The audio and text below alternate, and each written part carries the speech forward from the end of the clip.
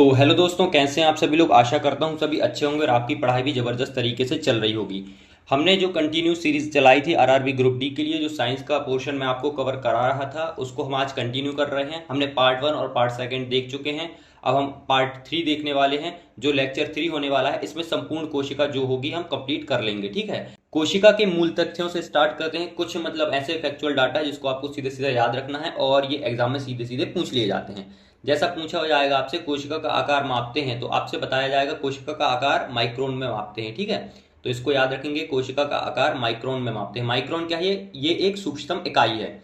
मतलब जो छोटी स्केल होती है, कोशिका बहुत छोटी होती है, अब उसे किस में मापेंगे? जैसे सेंटीमीटर होता है ना, मीटर होता है, इसी प्रकार एक छोटी सी इकाई होती है जिसको बोलते हैं माइक्रोन।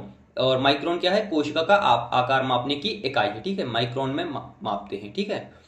और दूसरी बात, कोशिका में सबसे बड़ा अंग कौन सा है? कोशिका में सबसे बड़ा अंगक है केंद्रक, ठीक है, न्यूक्लियस। हमने देखा भी, केंद्रक के बारे में भी पढ़ा। जो कोशिका होती है उसका जो सेंटर होता है उसमें ये गोल संरचना होती है जिसे बोलते हैं केंद्रक, है ना, जो सारी कोशिका को नियंत्रित करता है। ये सबसे बड़ा होता है, ठीक है, अंगक किसमें? लेकिन ये जंतु कोशिका की बात की है। यदि हम पादप कोशिका की बात करें तो पादप कोशिका में ये हो जाता है क्या? पादप कोशिका की बात करें तो ये हो जाता है रिक्तिका, ठीक है। तो इसे भी याद रखेंगे, पादप कोशिका में रिक्तिका सबसे बड़ा अंगक हो जाता है, ठीक है। तो ये भी क्लियर हो गया है। आगे बढ़ते हैं, आगे देखते हैं केंद्रिका। अब केंद्रिका कुछ और अंगक बचे थे जिनको हम, जैसे हम कंटिन्यू कर रहे थे तो कुछ अंगक और बचे थे जिनको हमें कंटिन्यू करना था, है ना। जैसे केंद्रिका कुछ अंगक छूट गए थे तो उन्हें हम कंटिन्यू कर रहे हैं। जैसे केंद्रिका हो गई, तो केंद्रिका का परिचय देखें तो ये संरचना बिना झिल्ली गोलाकार संरचना होती है। मतलब ये झिल्ली, इसमें झिल्ली नहीं होती है, झिल्ली युक्त नहीं होती है ना, झिल्ली रहित होती है। तो ये गोलाकार संरचना होती है। संख्या 1 से 4 से अधिक हो सकती हैं। मतलब एक भी हो सकती है, 4 भी हो सकती हैं, अधिक भी हो सकती हैं, ठीक है। तो ये संख्या इनकी पूछ लिया जाएगा तो आप बता सकते हैं। संरचना बताएंगे कि झिल्ली झिल्ली रहित कोशिकांग है, ठीक है। तो ये भी याद रखेंगे। यदि आपसे खोजकर्ता का नाम पूछ लिया, तो यदि खोजकर्ता का नाम देखें तो खोजकर्ता है फोंटाना, ठीक है। फोंटाना ने इसकी खोज की थी, ठीक है। तो खोज करता है फोंटाना। और नाम किसने दिया था? तो नाम दिया था बोमेन ने, ठीक है। ये भी दो वैज्ञानिकों के नाम है जिसे याद रखना है, एक है फोंटाना और एक है बोमेन, ठीक है। और महत्वपूर्ण ट्रिक की बात करें तो यदि हम इसे याद कैसे करेंगे, जैसे ये नाम है, इनको याद कैसे करेंगे? तो ये एक शब्द है, फ्रंट तथा बो को केंद्र में मारो, ठीक है। क्या है? फ्रंट तथा बो को केंद्र में मारो। आपसे यदि देखा जाए, जो तीरंदाज होते हैं वो निशाना लगाते हैं, ऐसा एक गोलाकार गत्ता होता है लकड़ी का, जो फ्रंट से देखते हैं ना, ये फ्रंट से देख रहे हैं हम। और फ्रंट से देखकर बो मतलब क्या होता है? तीर कमान होता है ना, तीर, ऐसे तीर होता है, तो ये बो हो गया। तो फ्रंट तथा बो को केंद्र में मारो, तो केंद्र में मारने से क्या हो जाएगा? केंद्रिका, ठीक है। तो केंद्रिका याद होगा यहाँ से, केंद्रिका, केंद्र में मारो मतलब केंद्रिका। फ्रंट मतलब हो गया सामने से, बो मतलब हो गया तीर, है ना। और मारो केंद्र में, कहा मारो? केंद्र में। तो इसको याद रखेंगे, फ्रंट तथा बो को केंद्र में मारो। तो याद रखेंगे, खोजकर्ता फोंटाना और नाम किसने दिया? बोमैन ने, ठीक है। तो दोनों के नाम आ गए, फ्रंट से फोंटाना और बो से बोमैन, ठीक है। तो इसको भी ट्रिक से याद कर सकते हैं। आगे बढ़ते हैं, आगे देखते हैं केंद्रिका के कार्य क्या है। तो केंद्रिका के बारे में हमने सामान्य परिचय देखा, अब केंद्रिका के कार्य देखते हैं, ठीक है। तो केंद्रिका के कार्य हैं, इसे राइबोसोम का कारखाना कहते हैं। अब राइबोसोम का कारखाना क्यों कहते हैं? नाम से ही पता चल रहा है, राइबोसोम का कारखाना मतलब राइबोसोम का यहाँ पे निर्माण होता है, ठीक है। तो राइबोसोम कहाँ बनते हैं? तो राइबोसोम बनते हैं केंद्रिका में। तो ये कारखाना है राइबोसोम का, फैक्ट्री कहा जाता है, राइबोसोम फैक्ट्री कहा जाता है, ठीक है। और मुख्य कार्य क्या है? मुख्य क्या कार्य है इसका? संश्लेषण करना। और संश्लेषण ही पूछ रहे तो किसका संश्लेषण करते हैं? आरआरएनए का करते हैं, ठीक है। तो आरआरएनए ये क्या होता है? ये हम जब डीएनए वाला चैप्टर पढ़ेंगे उसमें पढ़ेंगे। आरआरएनए, एमआरएनए, जो भी मैसेंजर आरएनए होता है और भी जो आरएनए के प्रकार होते हैं, आरएनए को डिटेल में, डीएनए को डिटेल में पढ़ेंगे, ठीक है। तो अभी याद रखेंगे आरआरएनए का संश्लेषण करता है, ठीक है। तो इतना याद रखेंगे। आगे बढ़ते हैं, आगे हम देखते हैं क्रोमेटिन के धागे। अब क्रोमेटिन के बारे में हमने थोड़ा बहुत पिछली वीडियोस में देखा था, अब हम थोड़ा विस्तार से देख रहे हैं। क्रोमेटिन के धागे, क्रोमेटिन क्या होते हैं? तो हमने बताया था, यदि आपको याद हो, कि ये कोशिका होती है, कोशिका के अंदर पाया जाता है केंद्रक, और केंद्रक के अंदर पाया जाता है जो होते हैं गुणसूत्र होते हैं ना, गुणसूत्र। जैसे ये गुणसूत्र मान लीजिए, ये गुणसूत्र मान लीजिए, तो ये गुणसूत्र हैं। तो ये जो गुणसूत्र हैं ये कहाँ पाए जाते हैं? तो ये पाए जाते हैं केंद्र के अंदर, ठीक है। तो केंद्र के अंदर जो गुणसूत्र की संरचना होती है, ये किस चीज के बने हुए होते हैं? तो आप बताएंगे डीएनए। जब डीएनए जब अतिकुंडलित संरचना बनाता है उसे बोलते हैं क्रोमेटिन, समझ रहे हो। अब ये डीएनए है मान लीजिए, डीएनए तो इसकी बेसिक हो गई, लेकिन जब बहुत सारे डीएनए एक दूसरे से संगठित हो जाते हैं, मतलब कंडेंस हो जाते हैं, है ना, संघनित हो जाते हैं, तो ये बनाते हैं क्या, ये बनाते हैं क्रोमेटिन। ठीक है, आप यहां देख सकते हैं ये पतले पतले जो दिख रहे हैं ये डीएनए मान लीजिए। ठीक है, अब ये थोड़ा और संघनित हुए तो ये क्या बन गए, ये बन गए क्रोमेटिन। ये सब क्या है, क्रोमेटिन। और जब क्रोमेटिन भी और संघनित होंगे, जब और संघनित हो जाएंगे तो ये क्या बन जाएंगे, ये बन जाएंगे क्या, क्रोमोसोम। ठीक है, गुणसूत्र, हिंदी में क्या बोलते हैं, गुणसूत्र, और इंग्लिश में क्रोमोसोम। तो ये बहुत ज्यादा संघनित हो गए और इन्होंने क्या बना लिया, गुणसूत्र बना लिया। तो आपको समझ में आ गया होगा क्रोमेटिन किसे बोलते हैं। पहले तो डीएनए होता है, जब डीएनए बहुत ज्यादा कंडेंस होता है ना, जब बहुत ज्यादा संघनित होता है तो वो क्या बनाता है, क्रोमेटिन बनाता है। और क्रोमेटिन के बाद क्या बनता है, क्रोमेटिन जब बहुत ज्यादा संघनित होता है तब बनता है क्या, क्रोमोसोम। ठीक है, तो ये क्रोमोसोम हो गया। अब हम इसके खोजकर्ता की बात करें तो खोजकर्ता है वाल्टर फ्लेमिंग। ठीक है, याद रखेंगे वाल्टर फ्लेमिंग जो है इसके खोजकर्ता हैं। अन्य नाम देखें तो अन्य नाम वही है, हिंदी में गुणसूत्र कहते हैं, इंग्लिश में क्रोमोसोम भी कहते हैं। क्रोमोसोम कहते हैं इसे, जो ये गुणसूत्र है ना, ये क्योंकि क्रोमेटिन धागे होते हैं इन्हीं से बने हुए होते हैं, तो कभी कभी इन्हें गुणसूत्र या क्रोमोसोम भी कहते हैं। ठीक है, जो ये संरचना है बनी, जो एक आकृति दिख रही है आपको, ये एक्स आकृति दिख रही होगी, ये क्या है, ये है क्रोमोसोम या गुणसूत्र। ठीक है, और जो ये धागे जैसी संरचनाएं दिख रही है इसे बोलते हैं क्रोमेटिन। ठीक है, तो कंफ्यूज मत होइएगा। अब हम रासायनिक संगठन की बात करें तो इसमें होता है न्यूक्लिक अम्ल, न्यूक्लिक एसिड प्लस प्रोटीन, और प्रोटीन के प्रकार में हिस्टोन व नॉन हिस्टोन प्रोटीन से बना हुआ होता है। ठीक है, मैंने आपको समझा दिया कि हिस्टोन प्रोटीन और नॉन हिस्टोन प्रोटीन क्या होता है, आपको पिछले लेक्चर में मिल जाएगा हिस्टोन और नॉन हिस्टोन प्रोटीन क्या होता है। ठीक है, आगे बढ़ते हैं, आगे देखते हैं तारककाय या सेंट्रोसोम। सेंट्रोसोम या तारककाय ये क्या होती है, इनकी संरचना देखते हैं। यदि हम खोजकर्ता की बात करें तो खोजकर्ता है बोवेरी व वॉन बेंडेन। ठीक है, याद रखेंगे बोवेरी और वॉन बेंडेन। अब वॉन बेंडेन का नाम आ जाता है तो तारक केंद्र। ठीक है, तारक केंद्र का विशेष रूप से नाम पूछे और दोनों का नाम दे दे तो वॉन बेंडेन का नाम आप टिक लगाकर आएंगे। ठीक है, प्रोटीन देख लें तो प्रोटीन, इसमें कौन सा प्रोटीन होता है, तो इसमें प्रोटीन होता है ट्यूबुलिन। ठीक है, याद रखेंगे ये थोड़ा इंपॉर्टेंट हो जाता है, ट्यूबुलिन प्रोटीन होता है तारककाय में। ठीक है, अब हम संरचना की विशेषता की बात करें तो ये दो बेलनाकार संरचनाओं से बना हुआ होता है। अब ये आपको संरचना दिख रही होगी, ये बेलनाकार संरचना है ना, ये ऐसी संरचना दिख रही होगी आपको, बेलनाकार। ठीक है, तो ये बेलनाकार संरचनाओं से बना हुआ होता है जिसे तारक केंद्र कहते हैं। ठीक है, ये क्या है, एक तारक केंद्र है। ठीक है, तो तारक केंद्र कहते हैं, ये एक दूसरे से 90 डिग्री के कोण पर मिले हुए होते हैं। ये तारक केंद्रों की प्रतिलिपि से उत्पन्न होते हैं। मतलब दो तारक केंद्र मिलाकर बनेगा क्या, तारककाय। ये दो तारक केंद्र मिलाकर, अब ये 90 डिग्री में बना दो, एक और ये बना दिया हमने 90 डिग्री में। ठीक है, अब ये 90 डिग्री का ये इधर पे बन रहा है ना, तो ये 90 डिग्री का दो तारक केंद्र, ये भी एक तारक केंद्र, ये भी एक तारक केंद्र, जब दो आपस में तारक केंद्र जुड़ते हैं तो क्या बनते हैं, तारककाय। ठीक है, ये जब दो तारक केंद्र आपस में जुड़ते हैं तो बनता है तारककाय। तो याद रखेंगे ये तारक केंद्रों की प्रतिलिपि से उत्पन्न होते हैं। प्रतिलिपि मतलब होता है डुप्लीकेट, मतलब ये दो बन रहे, ये एक पहली ओरिजिनल थी, इसकी एक कॉपी बन गई और ये 90 डिग्री में जुड़ गए। ठीक है, ये कॉपी बन के 90 डिग्री में जुड़ गए तो ये क्या हो गई, प्रतिलिपि हो गई। ठीक है, से उत्पन्न होते हैं। तो ये भी आपको समझ में आ गया होगा। ये इसका चित्र दिया हुआ है, देख सकते हैं आप, ये इसका ओरिजिनल चित्र है, तो इसे आप ध्यान से देख सकते हैं।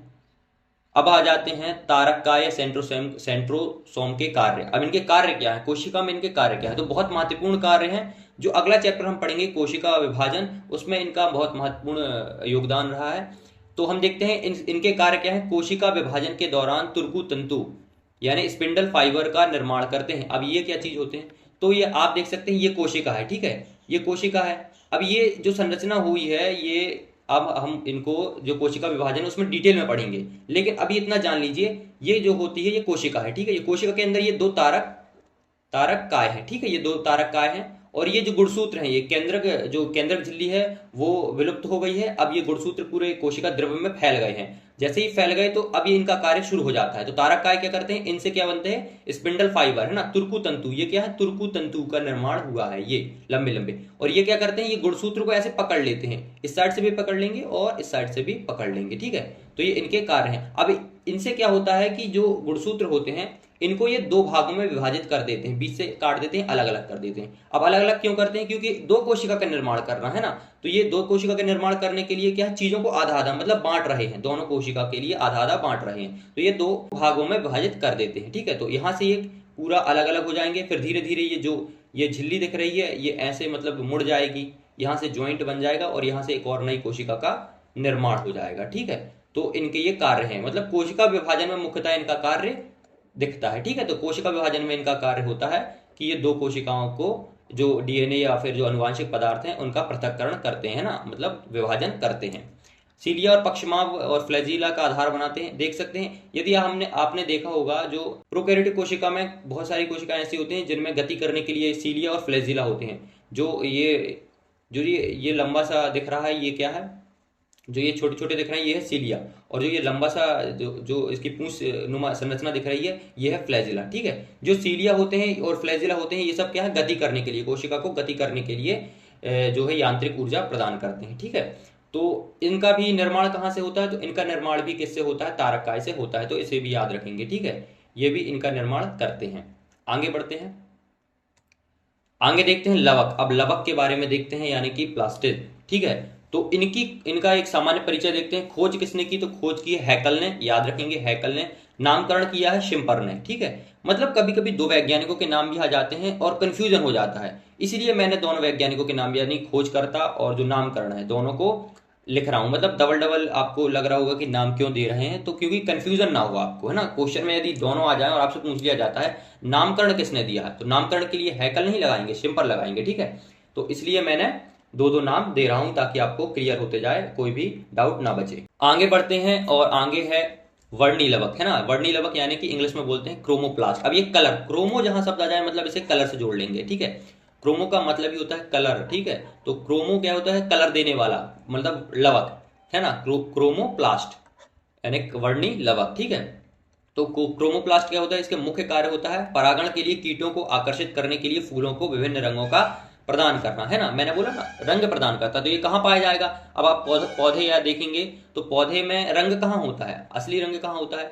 जैसे भी हमने पढ़ा था, जो मुख्य जो अलग अलग कलर होते हैं, ग्रीन कलर को छोड़ के बाकी कलर कहाँ मिलते हैं, तो आप बताएंगे फूलों में, फलों में, है ना। तो ये कलर कौन देता है, तो ये देता है क्रोमोप्लास्ट, जो विभिन्न रंग होते हैं उनको प्रदान करता है। ठीक है, तो इसको भी क्लियर कर लिया हमने। अब दूसरा आ जाता है हरित लवक। अब जो हरित लवक होता है उसे बोलते हैं क्लोरोप्लास्ट। ये हरा रंग देता है, हरा रंग के लिए उत्तरदायी होते हैं। इसे अर्धस्वायत्त कोशिकांग भी कहते हैं। अब हमने देखा था माइटोकॉन्ड्रिया जब हमने पढ़ा था, उसमें भी लिखा था कि ये अर्धस्वायत्त कोशिकांग है, और इसे भी अर्धस्वायत्त कोशिकांग कह रहे हैं। क्यों, क्योंकि इसमें खुद के ऐसे ऐसे कोशिकांग हैं जो बहुत ज्यादा डेवलप्ड है ना, जो इनको सहायता प्रदान करते हैं। जैसे उसमें हमने देखा था माइटोकॉन्ड्रिया में खुद के राइबोसोम थे, है ना, खुद का वो था, एक कहते हैं अनुवांशिक पदार्थ था। ऐसे इसमें भी ऐसे ही पदार्थ हैं। ठीक है, इसलिए इसे भी अर्धस्वायत्त कोशिकांग कहते हैं। ठीक है, ये देख सकते हैं आप इसकी संरचना, ये है थैलेकोइड, जो ये संरचना दिख रही है इसे बोलते हैं थैलेकोइड, है ना। ये क्या है, ग्रेना है। ये जो एक होता है उसे बोलते हैं थैलेकोइड, और जो पूरी ये कॉलोनी टाइप में होती है इसे बोलते हैं ग्रेना, है ना।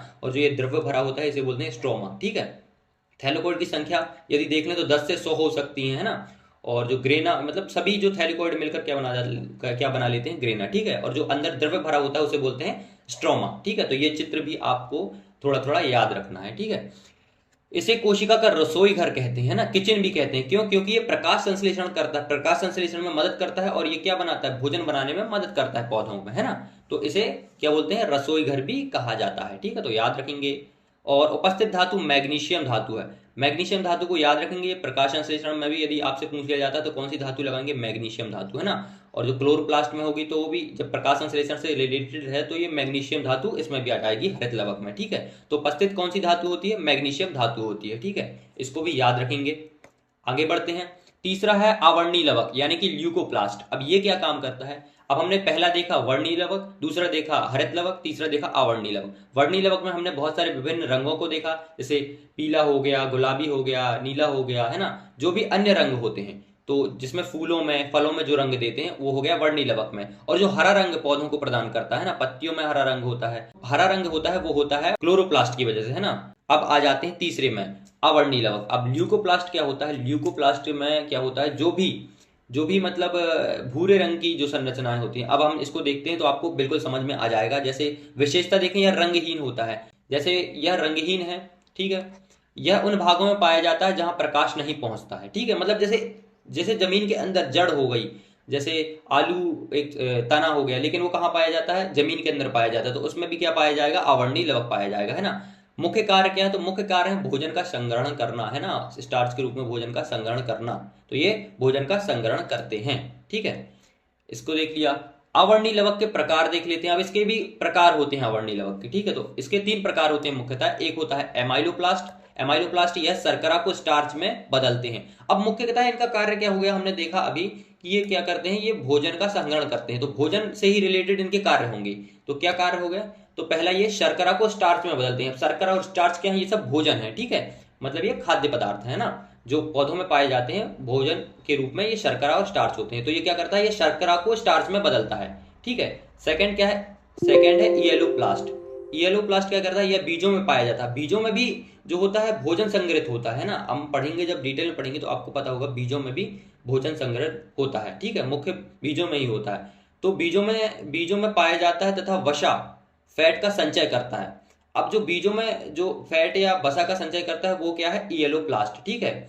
और तीसरा होता है प्रोटीनोप्लास्ट, नाम से ही पता चल रहा है प्रोटीनोप्लास्ट। तो यह बीजों में पाया जाता है तथा प्रोटीन का संचय करता है। संचय मतलब कि उसको स्टोर करके रखना, ठीक है, उसको स्टोर करके रखना मतलब संचय करना, ठीक है। तो हम देख सकते हैं इसका मुख्य कार्य ही भोजन का संचय करना। अब भोजन में भी बहुत सारे प्रकार के भोजन हो गए, प्रोटीन हो गया, है ना, यहाँ स्टार्च हो गया, शर्करा हो गया और वसा हो गया, ये सब क्या है, भोजन के प्रकार हैं, जो सूक्ष्मतम अणु होते हैं भोजन के वो हैं, ठीक है। तो इनका जो संचय करते हैं तो अलग अलग प्रकारों में बांट दिया।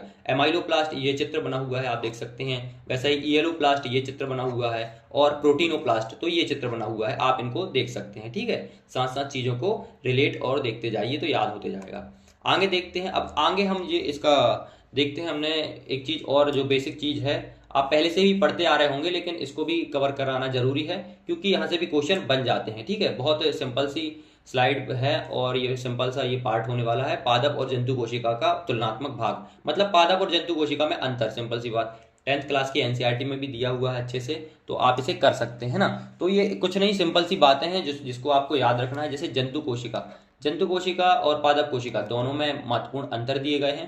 पहला है प्राणी कोशिका महीन झिल्ली, जिसे प्लाज्मा झिल्ली कहते हैं, से घिरी हुई होती है, ठीक है। मतलब सीधी सी बात कही है, जंतु कोशिका की जो होती है वो प्लाज्मा झिल्ली से आवृत होती है, ठीक है। वैसे ही पादप कोशिका में प्लाज्मा झिल्ली के बाहर की ओर सेलुलोज से बनी मोटी भित्ति होती है, कोशिका भित्ति। सिंपल सी बात है, इसमें कोशिका भित्ति नहीं होती और इसमें कोशिका भित्ति होती है, यही बात लिखी है, ठीक है। आप पढ़ेंगे तो यही बात आपको निष्कर्ष में निकल कर आएगी।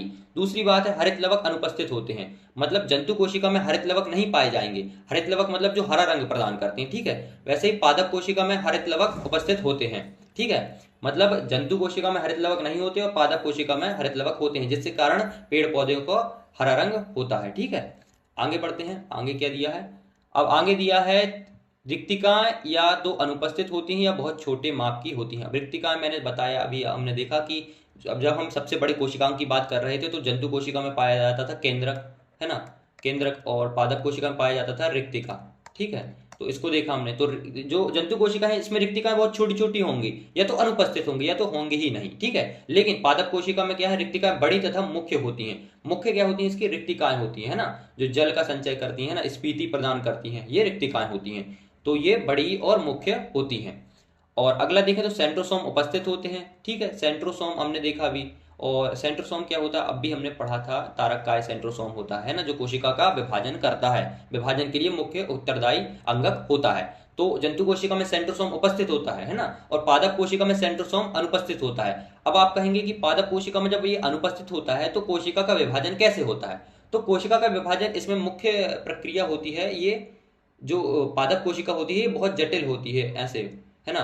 इसमें सिंपल सा कोशिका विभाजन होता है, इसमें कोई भी मतलब ऐसे तुर्कु तंतु का निर्माण नहीं होता है, सीधे एक खांच बनती है और खांच बनते ही दो अलग अलग कोशिकाओं आपस में सेपरेट और स्वतंत्र रूप से विभाजित हो जाती है ना। इसे हम जब कोशिका विभाजन चैप्टर पढ़ेंगे तो डिटेल में पढ़ेंगे। अगर सेंट्रोसोम उपस्थित नहीं होता तो इसमें कोशिका विभाजन कैसे होता है वो हम कोशिका विभाजन वाले अगले चैप्टर में डिटेल में पढ़ेंगे, ठीक है। ये हमारी लास्ट स्लाइड थी और हमने जो है कोशिका का संपूर्ण अध्ययन कर लिया है। आपसे जो भी क्वेश्चन यदि बनते हैं ना, अब आपको क्या करना है, आपको ये एक बार रिवीजन करना है पूरा टोटल शुरू से लेकर लास्ट तक। 3 मैंने क्लास ली हैं, आपको स्लाइड वाले नोट्स भी प्रोवाइड करा दिए हैं, और आपको कुछ नहीं करना, रिवीजन करना है और क्वेश्चन लगाना है ना। क्वेश्चन जितने ज्यादा लगाओगे उतना ही आपको क्लियरिटी आएगी, है ना। तो क्वेश्चन लगाने हैं, और जो प्रश्न लगाते हो आप वो प्रीवियस ईयर लगाएं, है ना। जो प्रश्न लगाते हैं आप वो प्रीवियस ईयर लगाएं, और जितने भी आपसे नहीं बनते हैं क्वेश्चन, जितने भी नहीं बनते हैं उनको आप एक बार अच्छे से पढ़ लें, है ना।